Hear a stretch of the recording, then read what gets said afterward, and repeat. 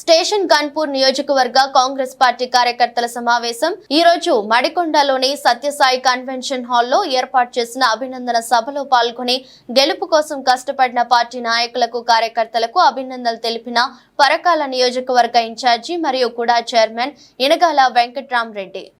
అదేవిధంగా ముందున్న కార్యకర్తలకు ధన్యవాదాలు తెలుపుకుంటూ మనం గత 6 నెలలకి కష్టపడి ఎమ్మెల్యేని గెలిపిస్తున్నాము, ఇప్పుడు ఎంపీని గెలిపిస్తున్నాము, మన ఎమ్మెల్సీని గెలిపిస్తున్నాము.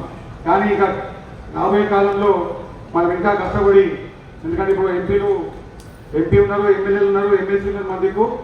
మనకి ఏ గ్రామాలు అయితే అభివృద్ధి చేసుకోవాలో, అదేవిధంగా మన పట్టణాలు ఎట్లా అభివృద్ధి చేసుకోవాలో, ఎందుకంటే పెద్దలు సీనియర్ ఉప ముఖ్యమంత్రి ఎమ్మెల్యే కరీం చైర్మన్ గారు ఉన్నారు.